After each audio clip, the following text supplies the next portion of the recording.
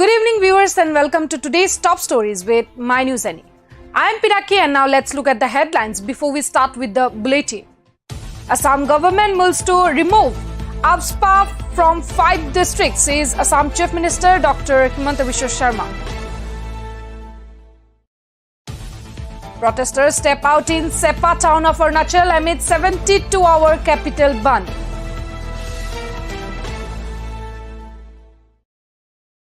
In Meghalaya by-polls, women voters outnumber men in Sohyong constituency.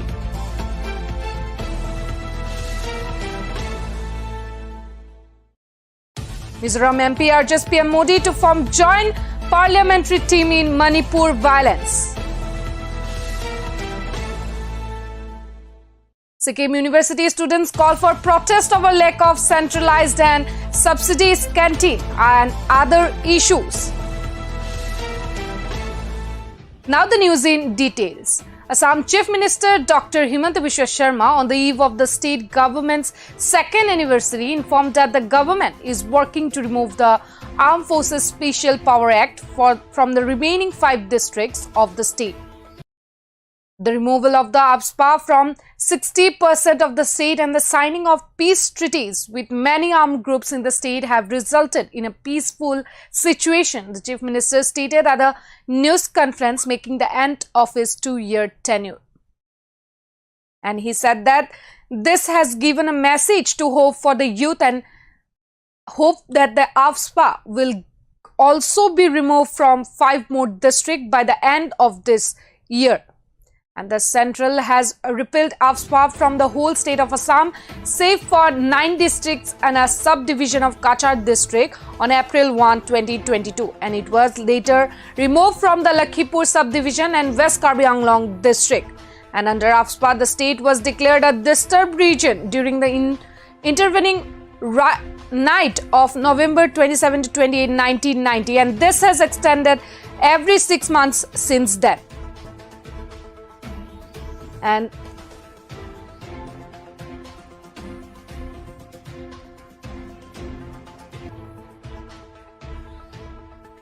Sharma also stated that the border conflict with Arunachal Pradesh has been totally addressed, while an agreement has been reached in 6 of the 12 disputed regions with Meghalaya, and negotiations on the remaining areas would begin next month. And Assam administration has also taken attempts to resolve border dispute with Mizoram and Nagaland. And the state government will also establish 5 new prevention of children from sexual offences courts, as well as a dedicated judicial cadre of government nominated public prosecutors and new public prosecutors, according to the Chief Minister. And the government would maintain the zero tolerance approach towards drug trafficking. And noting that 5,659 cases have been reported under the Narcotic Drugs and Physiotropic Substances Act in the previous 2 years, with more than 5,431 drug traffickers imprisoned. The government will also constitute a dog squad to detect drugs hidden in secret chambers of vehicles. And referring to the education sector, the Chief Minister said that the state will implement the new education policy this year, with the 4-year integrated degree course scheduled to begin from this year.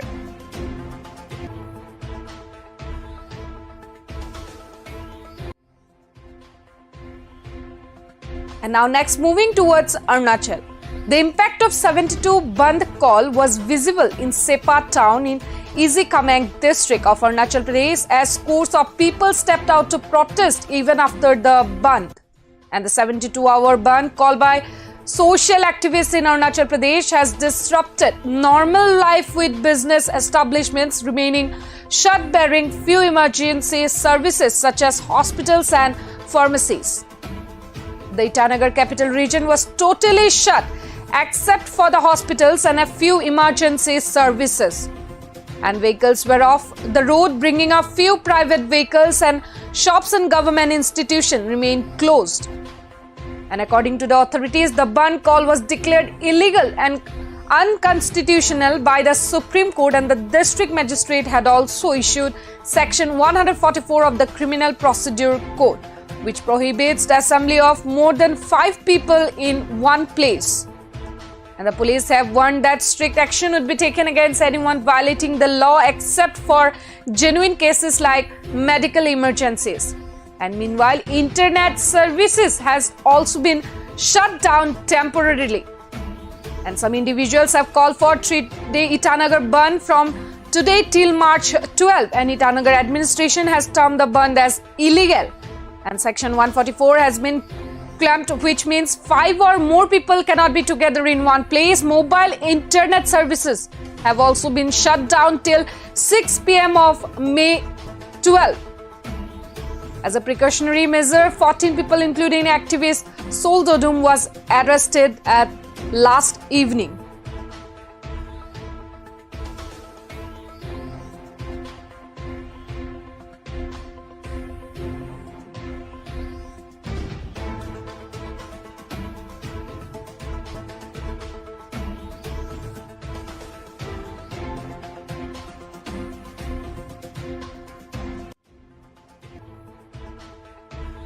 And now next, moving towards Meghalaya. The voter turnout in Meghalaya Assembly by polls was recorded at 80% till 4 p.m. and informed by Election Commission of India, and the polling started at 7 p.m. and continued till 4 p.m. And as per the State Election Commission, in the Sohyong constituency, women voters outnumber men, turning up in the large numbers to cast their votes. And meanwhile, a voter assistance help desk has also been set up in the Sohyong constituency. On the other hand, UDP candidate Chinchar Kuparloy Lindo also cast his vote from the constituency.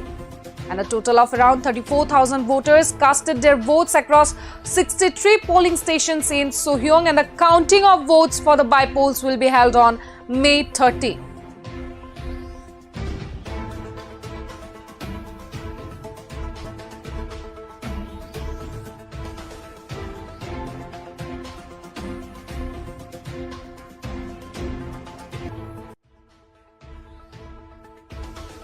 And now next, moving towards Mizoram. Mizoram Rajya Sabha member 𝐋𝐈𝐕𝐄 had appealed Prime Minister Narendra Modi to constitute a joint parliamentary team to conduct an independent probe into the violence in Manipur. In his letter to Prime Minister Modi, the Mizoram MP requested that a joint parliamentary team to be formed in which Christian MPs are also included and sent to the affected areas to carry out an independent investment on the entire sequence of events so that the truth may be unearthed and justice is delivered. And in his letter, 𝐻𝐈𝐕𝐄 also pointed out that over 42 churches, including 6 belonging to the Meitei Christians, were burnt down, besides house and shops and vehicles belonging to the tribal community during the mob violence in Imphal. And violence in Manipur has erupted on May 3rd after tribals organized a demonstration in the Tan Hill district of the state to protest against the Meitei community's demand for scheduled tribe status. And the clashes displaced around 23,000 people and resulted in the deaths of several people.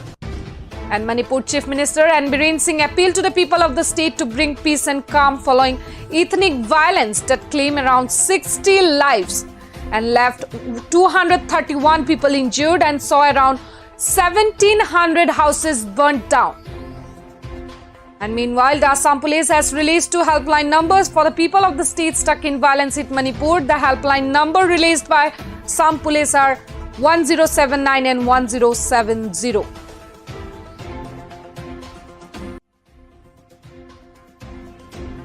And now lastly, moving towards Sikkim. Sikkim University Students Association had declared a pen-down protest today due to the failure of the university administration in providing a centralized and subsidized canteen at the place it was, and other issues related to the student fraternity of Sikkim University. The decision was made after a meeting with departmental representatives, and SUSA had requested the entire student fraternity of Sikkim University to boycott classes and assemble in front of Tisa Central Library at around 10:30 a.m. and the protest should be concluded peacefully, and the association has urged students to abide by their orders. And students of Sikkim University protest outside the administrative blocks demanding for 11 different administrative requirements such as Xerox machine in Central Library, sanitary pad vending machine in buildings, progress in the formation of alumni association, complaint or suggestion box in buildings, first aid box in buildings, settlement of fund used during participation in Alcharenga, coaching for UGC next examination, constant water scarcity in few buildings, issues related to transportation, and opening Central Library on Sundays. And the last one was discussion regarding fest.